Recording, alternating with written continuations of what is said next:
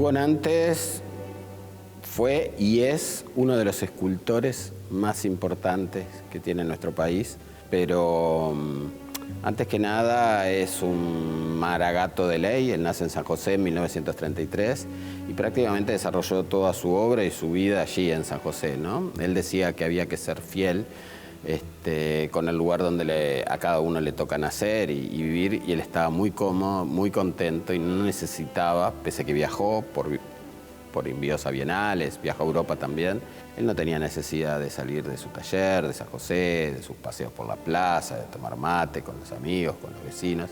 En ese sentido era muy entrañable, junto a un humor muy ácido, una ironía filosa, con él mismo, con su trabajo y con los demás.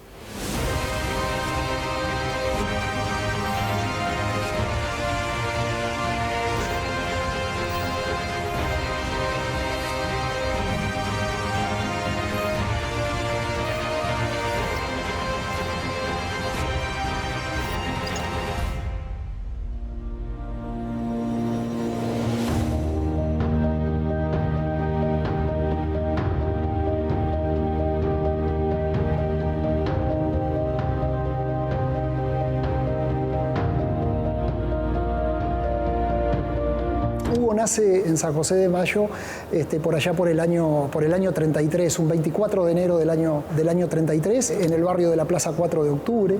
Y bueno, fue un chiquilín que vino a la escuela número 45, que también es la escuela que está cerca de la plaza. O sea, su mundo fue, digamos, de su infancia. Jugó al fútbol, fue arquero del Club Nacional de Fútbol en categorías infantiles y después jugó al fútbol en el Club La Paz. Fue un joven siempre muy vinculado con todo lo que pasaba en San José.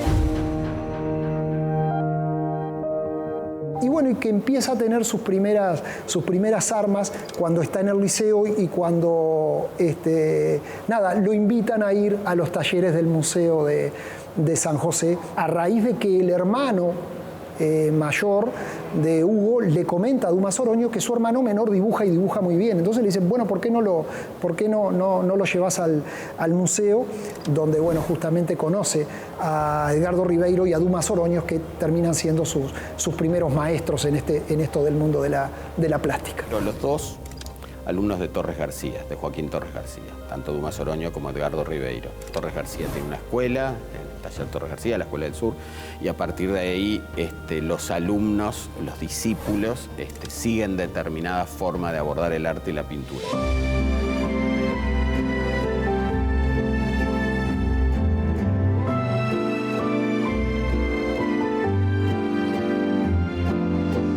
Nos encontramos en el Museo Departamental de San José. Aquí precisamente Hugo Nantes hace sus primeros estudios de la mano de Oroño, de Ribeiro, en los talleres del museo, talleres donde también después él dictó clases. Contamos con una obra muy particular, obra que fue primer premio de uno de los salones de artistas plásticos del interior de Hugo Nantes, que lo ganó en varias oportunidades, que bueno, hace referencia a la Quinta de Freire. Quinta de Freire que con el paso del tiempo se transforma en ser la sede del actual Club Atlético Central, particularmente en este lugar, que Hugo lo pinta años antes, y que bueno, luego también se transforma en un lugar de referencia para los maragatos.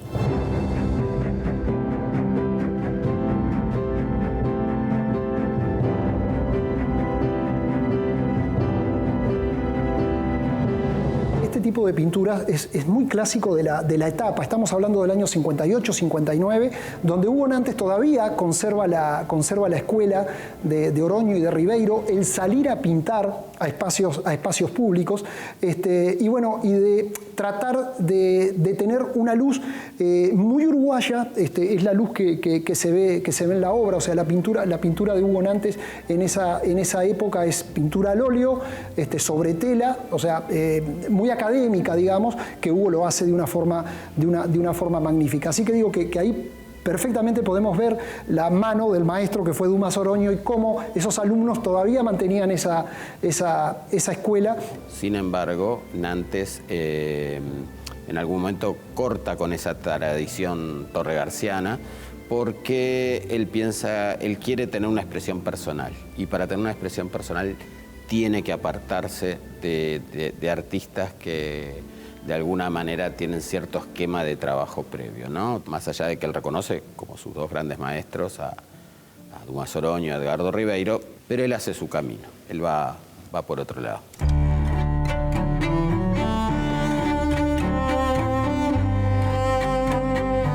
Hugo Nantes creo que rompe con la escuela clásica que podían traer o dejar de la escuela Torres, tanto Ribeiro como Oroño. Hay un viaje a Bolivia, que también, Bolivia, el Titicaca, toda esa cultura andina, a Hugo lo mueve mucho. Estos viajes lo hacen meterse más en la vida de personajes típicos andinos. Hay una serie de cholas bolivianas que son impresionantes. Hay como un quiebre desde su escuela, digamos, de Oroño y de Ribeiro, a encontrar al Hugo Nantes pintor después de ese viaje a los Andes. Él se inspira en lo que le toca vivir, en el momento que le toca vivir y quienes lo rodean. Eso es fundamental. Ahí surge la obra de él. Considera que los temas son una excusa para realizar una pintura, que después hay que jugar con las reglas de composición, de estructuras, en el caso de la pintura de líneas. Él retrata de alguna manera la sociedad contemporánea.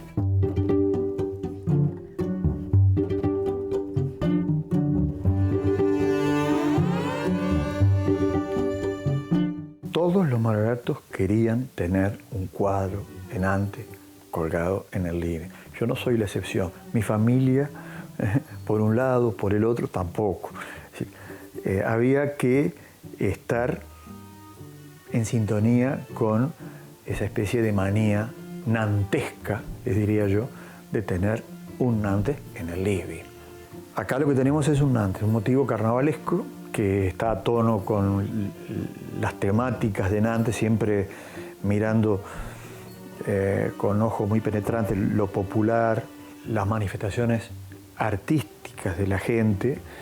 El arraigo a Hugo Nantes lo define de pies a cabeza, porque además era un artista que miraba al entorno, no estaba disociado de la realidad local, de las especies humanas que pueblan el pueblo. Por el contrario, era un observador y transmutaba en formas, colores, texturas, esa materia prima que era la experiencia vital.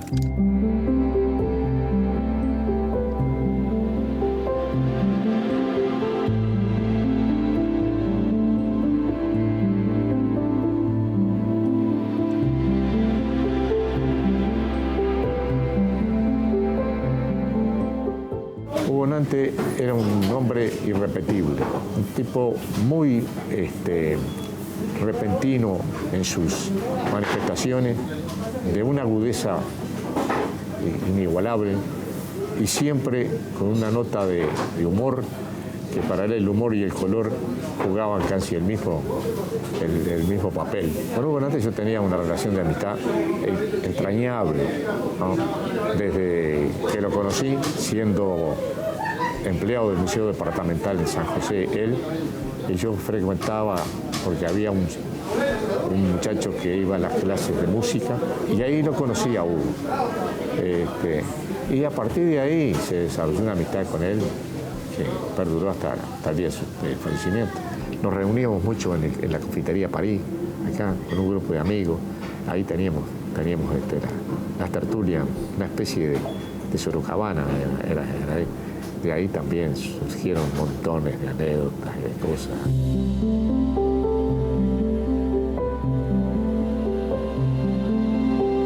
En una oportunidad, una cosa que hizo reír a todo el mundo, estando Hugo sentado ahí con los amigos, aparecen los integrantes de un circo. Acá en San José frecuentaban mucho los circos.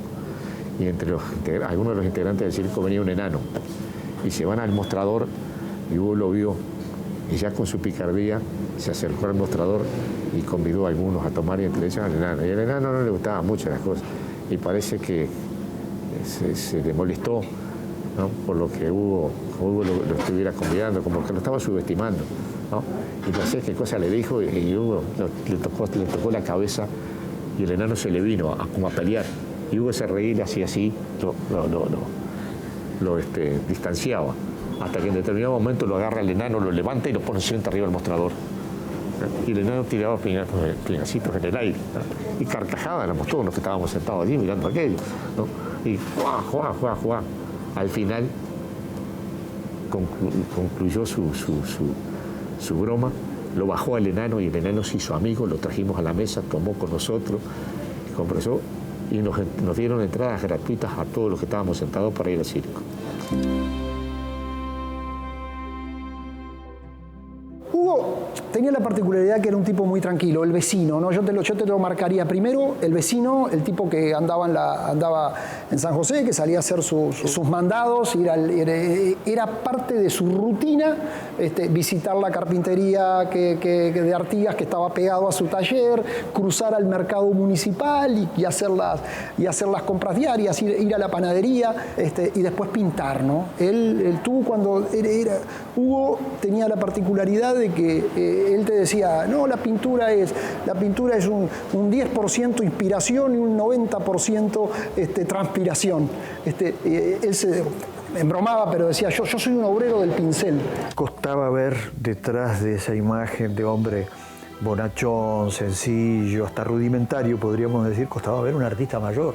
No era antes el prototipo del artista que asume una pose y que trata de elaborar una teoría que explique sofisticadamente en qué consiste su arte. No, él era un hombre extremadamente sencillo y cuesta juntar la imagen popular de él, su fisonomía, su modo de ser y de relacionarse con los demás, con lo que es el producto artístico, que de rúbrica, ¿no? Antes.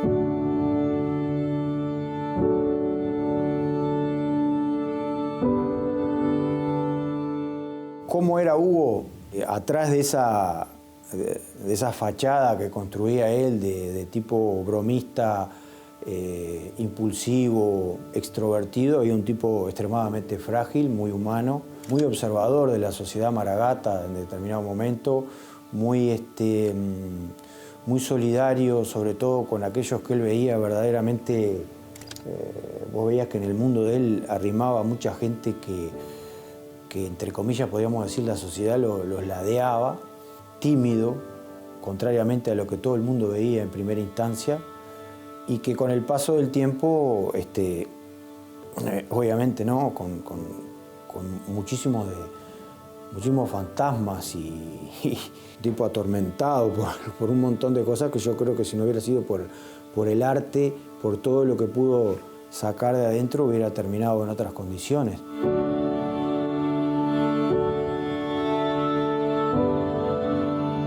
A mí me llamaba mucho la atención cómo él sentía, e incluso lo plasmaba en sus obras, el deterioro físico, sobre todo en el ser humano, por el paso del tiempo.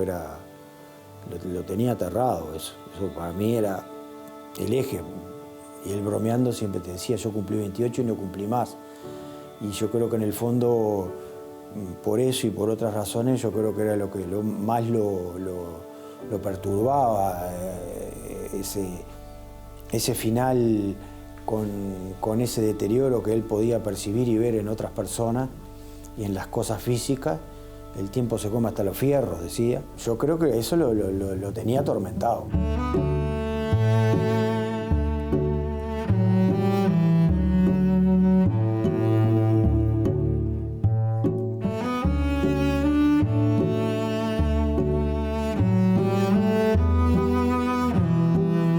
Estamos en la sala 2 del Museo Nacional de Artes Visuales y la obra que tengo a mi derecha es Doña Albina en la cama. Es una obra de Hugo Nantes de 1963 que ganó la medalla de oro en el Salón Nacional de ese mismo año y que por lo tanto es parte del acervo.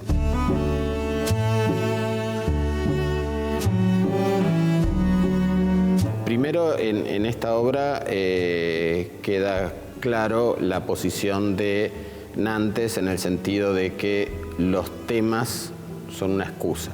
Cuando Nantes se enfrenta a la tela vacía, a veces, dicho por él, tiene una idea de lo que va a hacer, pero el cuadro lo lleva a otro lugar y él deja ese ir. Entonces puede empezar con una marina y luego de que traza líneas y coloca determinados colores, puede terminar en un retrato.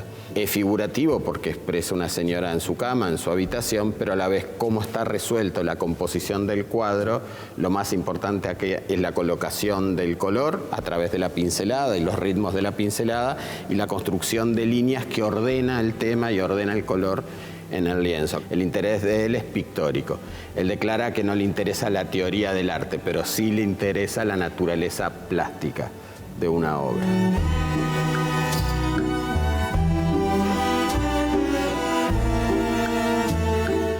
Nosotros vemos a Doña Albina, podríamos ver una carretera, un paisaje o un barco y ver este mismo problema pictórico que él define con el color y con la pincelada. Más allá de lo que nos cuenta la pintura, que en un primer vistazo lo podemos resolver o conocer. Pero la profundidad de la obra o las distintas capas que tiene la obra en cuanto a pintura es lo que nos lleva a conmovernos o emocionarnos o llegar a un clima que él propone a través y solamente a través de la pintura.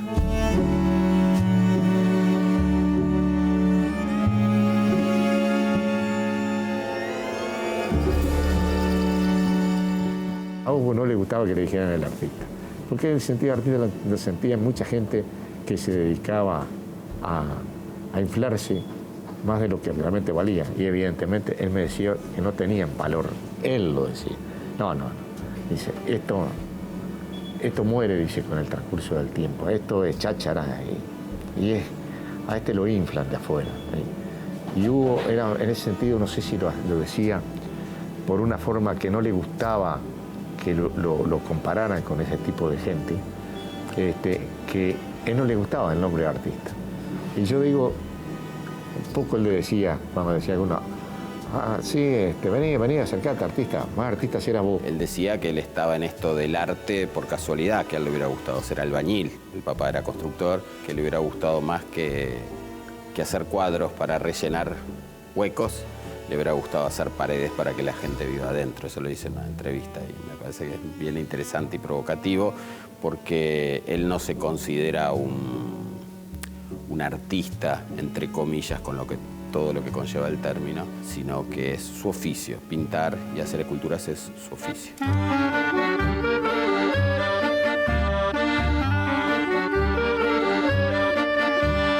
El taller de Hugo era un taller que quedaba por calle Siganda, y bueno, y ahí Hugo te recibía. Era una casa que era un zaguán, y detrás de ese zaguán se abría como una salita de espera y después te metías a un mundo que él propiamente había creado, donde justamente con cemento armado había armado como si fuera una caverna, y eso era su taller principal. Y era un lugar donde entraba todo el mundo.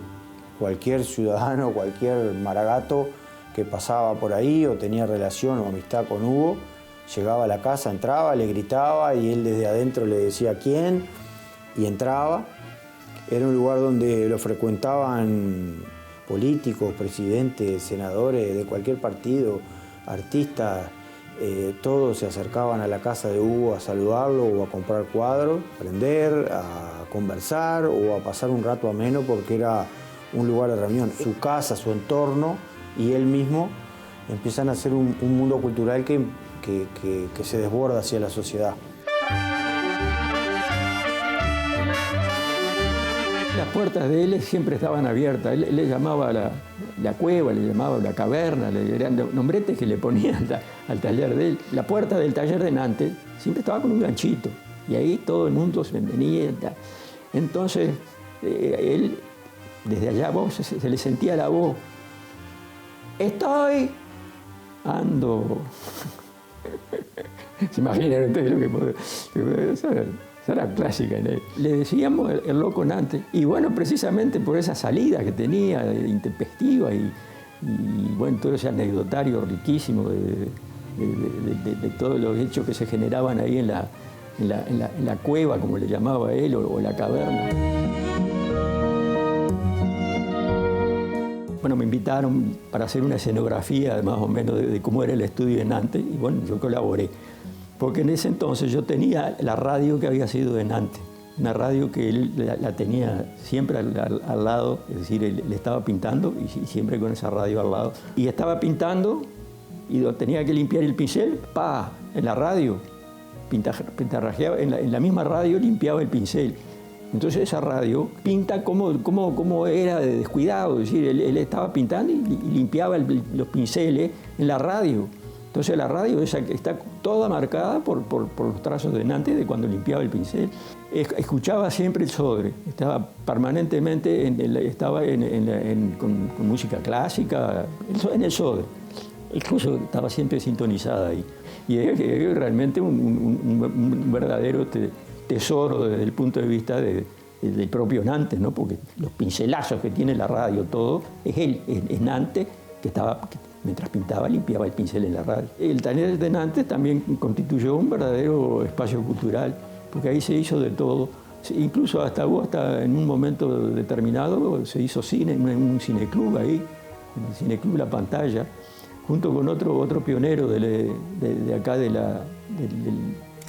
arte, de las cuestiones cinematográficas, que es Luis Pugliese, y el hijo, el Ato. Mi nombre es Homero Pugliese, me dicen Ato, y el vínculo que nace con Hugo Nantes es a raíz de la amistad que mantenía mi padre con Hugo. En el taller de Hugo, una de las cosas que se hicieron como actividad dentro, aprovechando ese salón tan grande, tan espacioso, hacer un cineclub. Entonces acondicionaron entre todos los que concurrían, hicieron las butacas. Dante Cola, que aparte de ser artista plástico, pintor, era carpintero de oficio, hizo una cantidad de sillas plegables de esas tipo boliche, ¿no? Acondicionaron, pusieron una pantalla, los parlantes, se arma una sala de cine completa. Y allí se pasaban películas. Me acuerdo que una de las tantas películas que yo pude ver ahí es La Estrada, de Federico Fellini, que me marcó para toda la vida, y la vi en ese momento rodeado de aquella gente. Y lo más interesante que tenía esto era que posterior de la exhibición hacían una especie de cineforo y analizaban la película, le buscaban la simbología, el argumento, en fin, hacían todo un análisis de la película, bueno, que era interesantísimo y que a uno le quedó y aprendió cosas. Es decir, el estar en el taller de Hugo era como estar en una escuela diferente a la convencional, ¿no? A lo que es la educación convencional. Era una escuela de la vida, del arte, del conocimiento, de escuchar diferentes personas de diferentes géneros y disciplinas. Yo me siento un privilegiado, sinceramente, de haber tenido la oportunidad de haber estado esos años, mientras fui niño, concurriendo asiduamente al taller de Hugo. El vínculo que tenía Hugo con los artistas de San José era muy abierto. Es decir, Hugo venía de la actividad docente. Él había dado clase en el liceo, pero además de haber sido alumno, primero codirigió el taller del Museo de San José. En el momento que él, entre comillas, deja la docencia formal, ejerce una docencia clandestina, por llamarlo de alguna manera, aunque no era clandestina porque era abierta, en la cual todos los que estaban, o la gran mayoría de los que querían hacer algo en arte, lo frecuentaban. Y bueno, no solo le pedían opiniones porque le llevaban los trabajos o le llevábamos los trabajos que hacíamos, sino porque ir a hablar con él de pintura, él era muy abierto en enseñarte un montón de cosas, tanto de lo que él hacía conceptos de pintura, como por intermedio de libros. Todos aquellos que de alguna forma estábamos metidos dentro del mundo de las artes plásticas o de las artes en particular, íbamos y la casa de Hugo siempre estaba con el gancho abierto. Entonces digo, era abrir, gritarle, maestro, está bien, y él te gritaba, más maestro será usted, vine a molestar, usted molesta si no viene, te gritaba. O sea, eran diálogos como muy particulares que Hugo tenía con ese grito desde detrás de la puerta de su taller a quien llegaba. Era siempre muy bien recibido, tenía tiempo para todos. Hugo Nantes tiene la particularidad de haberse convertido en escultor después de su viaje a Europa. Se va a Europa siendo un gran pintor y regresa siendo un gran escultor. Creo que es ese momento bisagra. Lo marca muchísimo su estadía en Italia, el acercamiento al arte povera, al arte pobre. Y cuando Hugo regresa a su San José natal, comienza a experimentar justamente con chatarras, con hierros, con maderas, con material de desecho, a jugar. Es muy lúdica su búsqueda. Esto lo planteaba siempre Hugo, ¿no? Hugo decía que él era un hurgador del arte. De su primera experiencia, por lo menos más reconocida, es un homenaje que hace a los fundadores del Club Atlético Central de San José. Y hoy en el Parque Camunda Gil, que es la cancha oficial del club, allí está su primera obra con esta experiencia, que es un arquero que está con las manos en alto, que abrazan a todos aquellos que se fueron. Me parece que es su primera experiencia.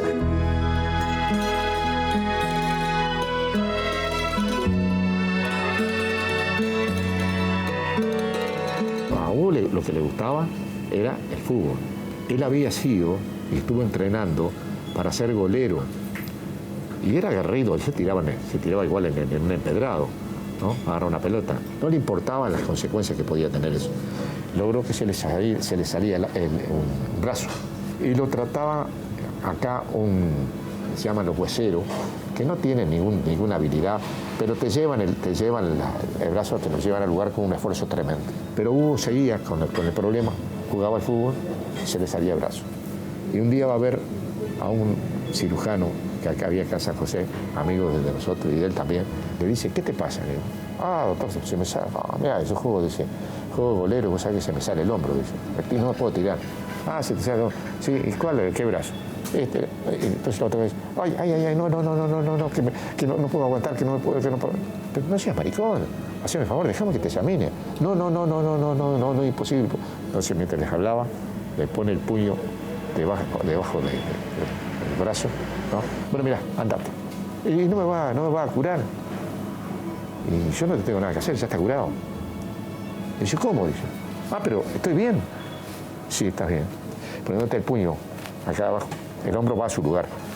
Mira vos, dice, yo voy a ver a un tal Alayón. Dice, vos no sabés los dolores que yo sufro. No me vengas nunca más acá. Dice, andá que Alayón te saque el brazo. Dice, o te lo coloque. El otro se molestó, pues. Pero Hugo era así, era.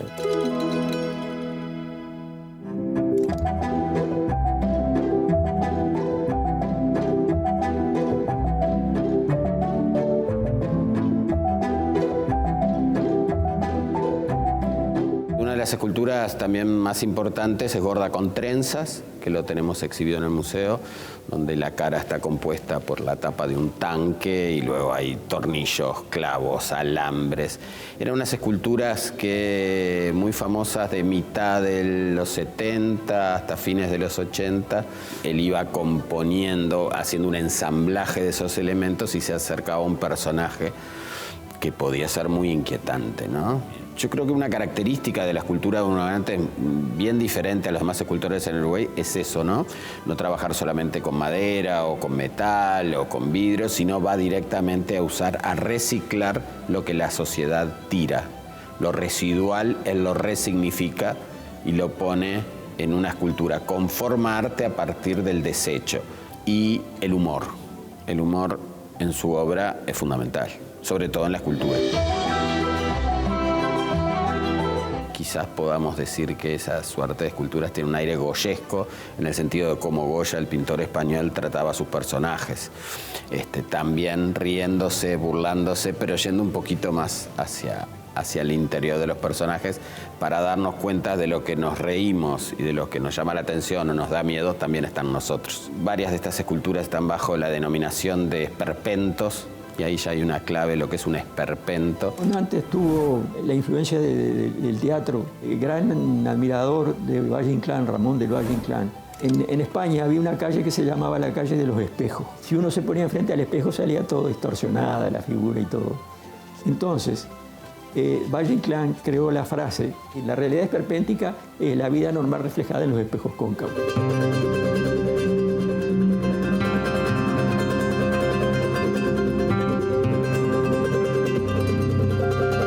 Podemos hablar de un momento cuando había que decir sin poder decir. Dictadura y postdictadura, ¿no? Hugo plantea detrás de sus personajes, esos esperpentos, como le llamaba él, el dolor de un pueblo que estaba oprimido, de un pueblo que estaba padeciendo ciertas cosas que había que intentar salir. Y creo que Hugo lo manifiesta en sus obras, esos personajes donde se ve el dolor, se ve rostros envejecidos, vetustos, personajes que están sufriendo. Y sin embargo él te decía, bueno, son brujas, son duendes, son esto, lo otro, pero estaba todo ese preconcepto detrás de la obra.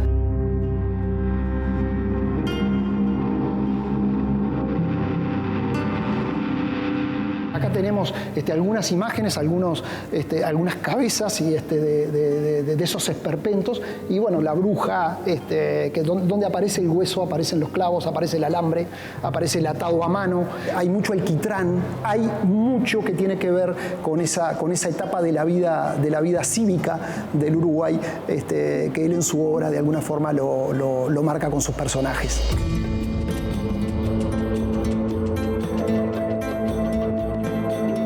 Muchos de nosotros hemos sido testigos presenciales, que no actores, durante la tarea de creación chatarresca de Hugo Nantes.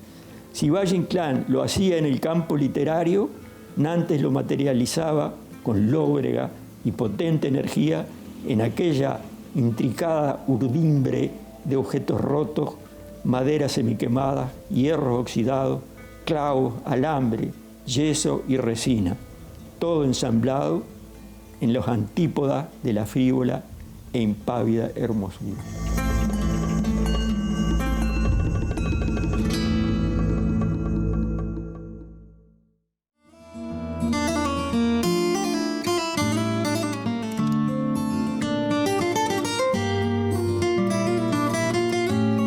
Él se había propuesto que en cada casa de San José que hubiera un Nantes. Entonces decía, una casa, un Nantes, una casa, un Nantes, una especie de eslogan que se lo había inventado él mismo, ¿no?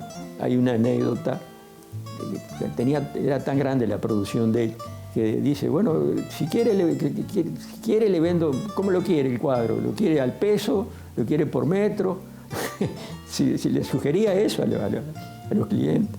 Él alguna vez lo dijo, que había que sustentarse. A veces es necesario que el artista responda a las demandas de un público ávido que quiere tener colgado en su casa un Nantes por lo menos. Y esa costumbre principalmente de los maragatos de tener un Nantes en la casa, pero también hay que recalcarlo, venía gente de todas partes y lo que le permitía subsistir era evidentemente esa producción casi industrial, diría yo, de cuadros para gente que quería tener un Nantes en la casa, porque eso los volvía, en cierto modo, distinguidos, ¿no?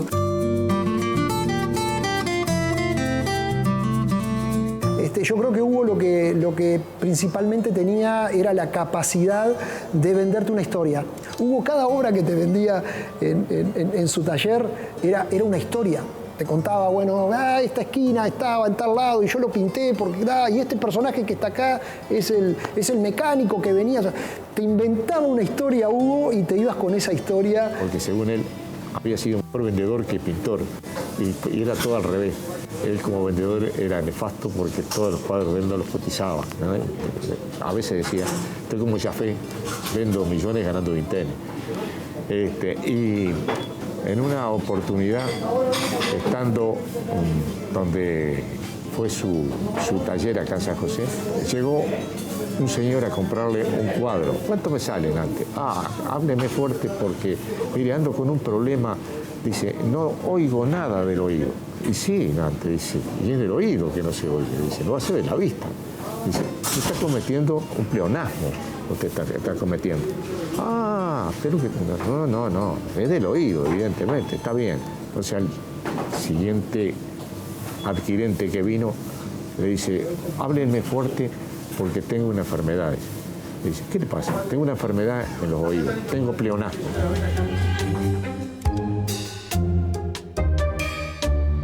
Antes bromeaba con eso, que cuando le preguntaban cuando terminaba un cuadro y él decía, terminan cuando viene alguien, me lo compra y se lo llevo. Él tenía también conciencia y no ninguna vergüenza al respecto de la demanda que había por su producción pictórica y cómo resolvía. Sin embargo, no salía cualquier cosa del taller. Él era igual muy cuidadoso con las obras que salían del taller. Sí, Nantes vive de sus pinturas y de sus esculturas.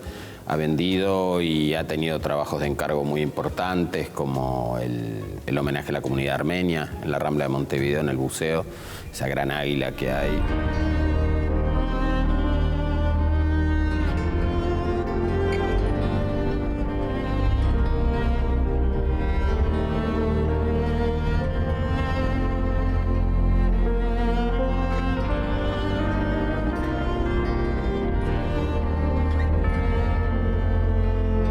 Me parece que la plaza Armenia, es otra de las esculturas magníficas de Hugo. Además es un proyecto que también participaron varios maragatos porque estuvieron presentes ahí el arquitecto Ramos y el arquitecto Fernando Mañú, que participaron en ese trío para generar esa obra, que también es una obra muy importante de Hugo en lo que tiene que ver con la esfera pública.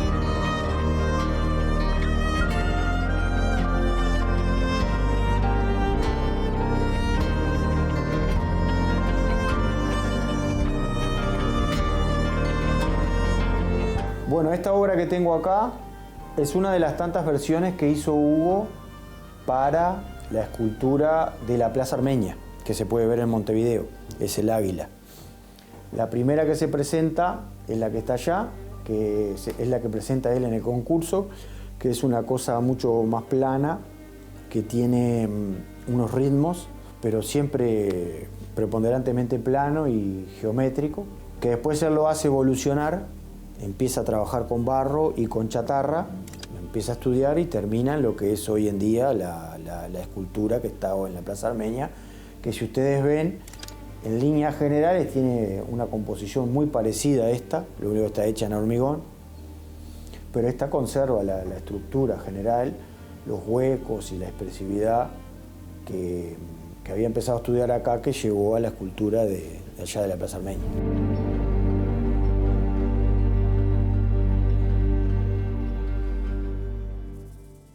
Y Hugo Nantes tuvo varias distinciones, varios premios. Creo que los más importantes fueron en el año 63 y 65, donde se le da, por un lado, se les da la medalla de oro al Gran Premio de Pintura, y luego en el 1998 se le da el Premio Figari a la trayectoria. Hugo Nantes participó en Bienal de París, en Bienal de San Pablo. En la Bienal de San Pablo, si no me equivoco, fue la escultura Jugadores de Truco, que está ahora en la torre ejecutiva.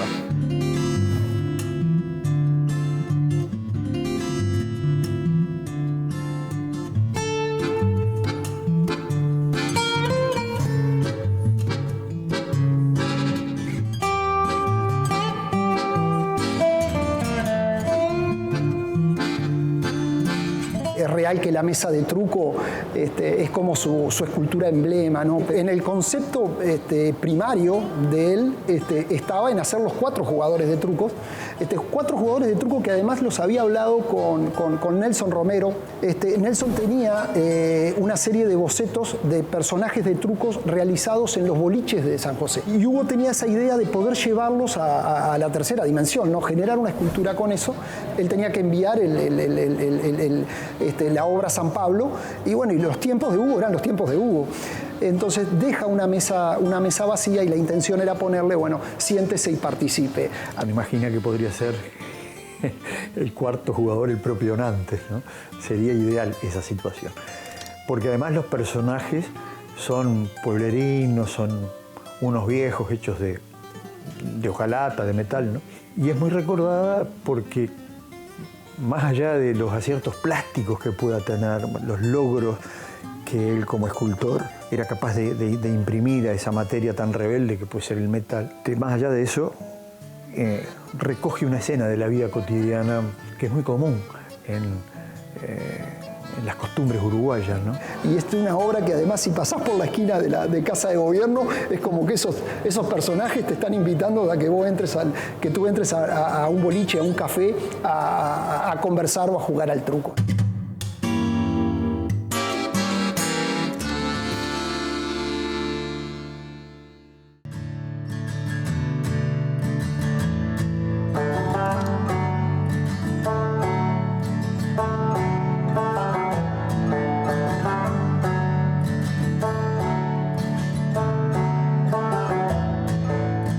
Bueno, acá estamos en el Espacio Cultural San José. Este es un espacio que primero fue el Banco San José, luego el Banco La Caja Obrera. Cuando se da el quiebre del año 2002, el gobierno departamental de San José adquiere en remate este bien y lo transforma en el año 2005, se transforma en el Espacio Cultural San José, que es este resguardo donde, bueno, conviven las artes. Es un centro cultural que sirve para la difusión y bueno, y que de alguna forma es donde tienen sede muchas de estas obras que están en custodia de Hugo Nantes. Tuvimos la suerte de que Hugo pudo verla en el año antes de su fallecimiento, que esas obras habían regresado a San José.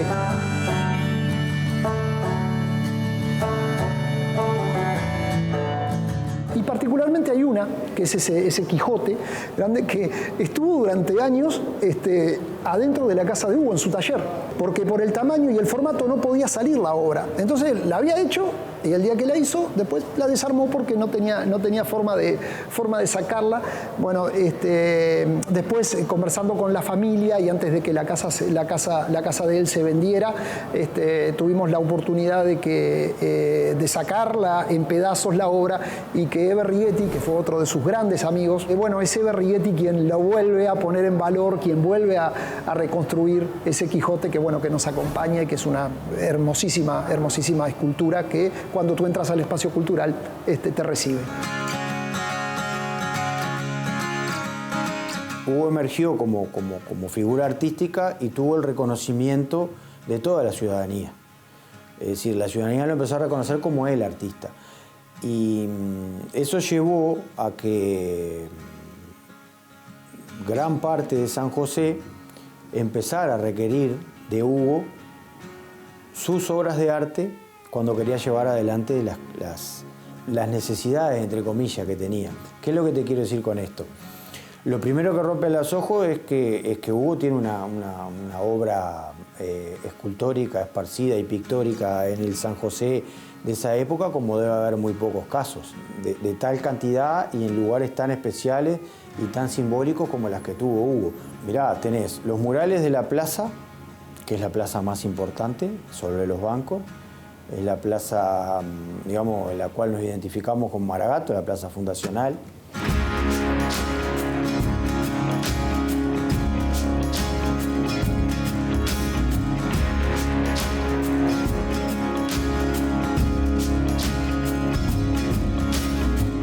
En este momento nos encontramos en la plaza principal de San José, la Plaza de los 33, en uno de los 6 bancos cuyos mosaicos fueron diseñados, creados y realizados por Hugo Nantes. Después de sucesivas pasadas por el horno, en cada una de las cuales iba agregando una mano de pintura con un pigmento diferente y que fue, según él, muy trabajoso.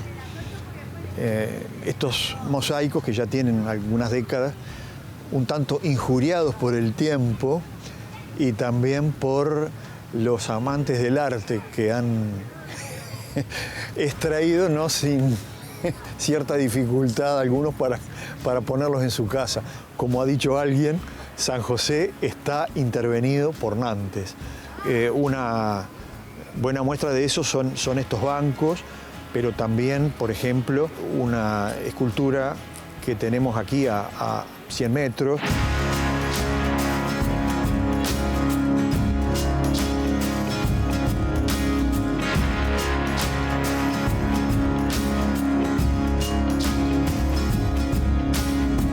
Esa escultura que está hecha en fierro, como le hubiera gustado decir al loco Nantes, ¿no? Y describiéndola rápidamente podríamos decir que son unos cuantos fierros entrelazados y torcidos que no representan nada del mundo real, no hay un objeto reconocible detrás de eso, ¿no? Es una escultura abstracta.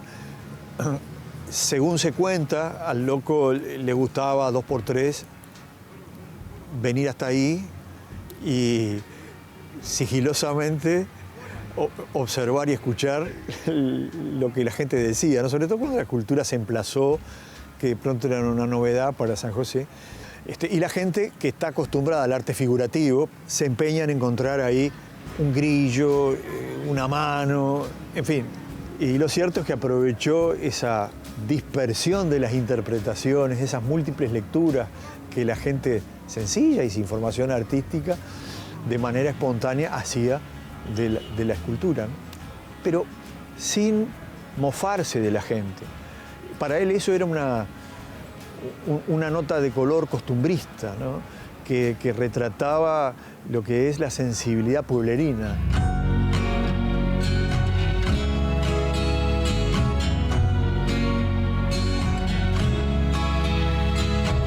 La famosa escultura dedicada a Artigas en la ancianidad, ¿sí? Algo que fue un verdadero hallazgo temático, podríamos decir, porque siempre en la iconografía nacional, en la pintura uruguaya, aparece el militar, el hombre de la gesta independentista, ¿no?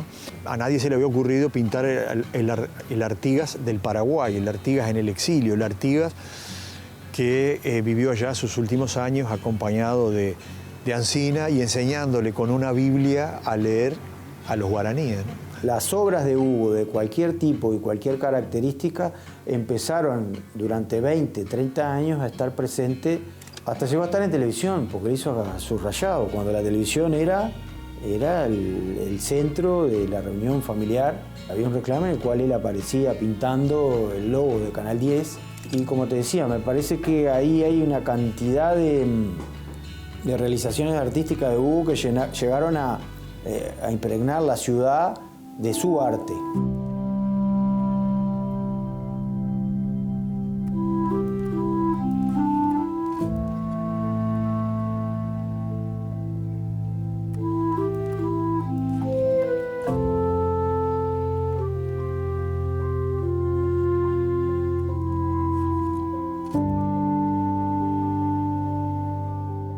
Él siempre fue muy activo y muy guerrero, en el sentido de salir a conquistar las cosas, hacer las obras.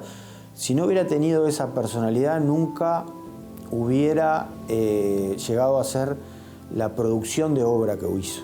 Lo que sí está claro que yo lo percibí y que él me lo decía es que en determinado momento, cuando ya empezó a pasar los años, él empezó a sentir el deterioro físico, el dolor. Hacía referencia al dolor en la clavícula porque decía que había tenido una mala vida, porque había sido bolero él y se había quebrado la clavícula y por eso dejó su carrera deportiva.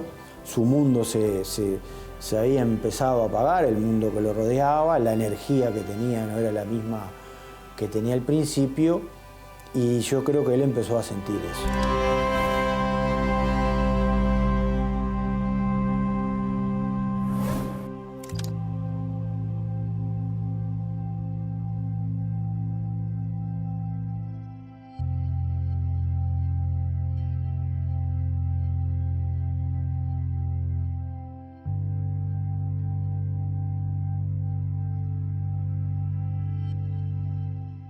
La parte del subsuelo, que es sala de exposiciones, y la bóveda central, allí existe el Museo de la Identidad Maragatta.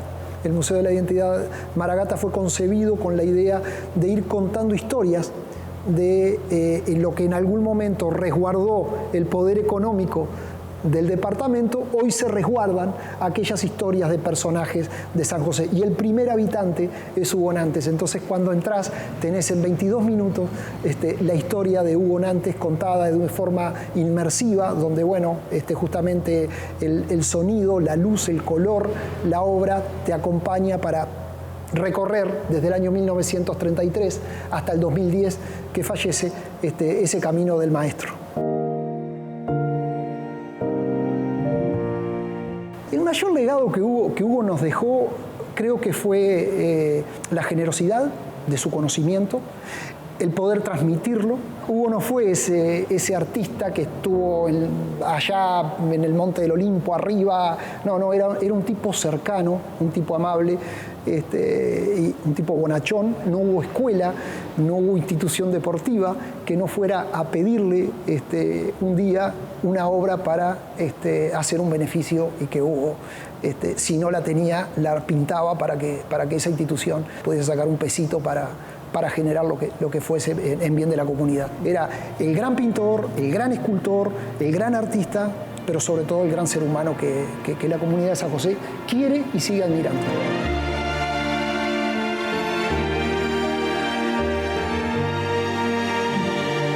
San José para Nantes fue el lar, el escenario donde las criaturas humanas ofrecían sus múltiples formas y actitudes que después pasaban transmutadas a la obra del artista. Retrató la condición humana casi como ninguno acá. Gran parte de su obra está destinada al cuerpo humano y a la persona, a adosarle una cantidad de cosas, además de lo que era estrictamente visual. Y creo que ahí está el fondo de lo de Hugo, ¿no? Un humanista en el sentido de aproximarse emocionalmente al ser humano.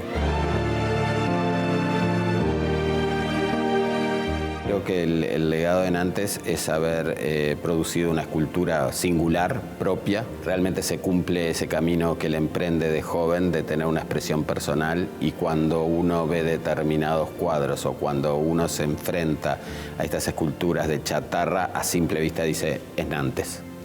Tomó sus propios caminos, ¿no? Expresivo, y en ese sentido una libertad absoluta, se la adjudicaba él mismo, ¿no?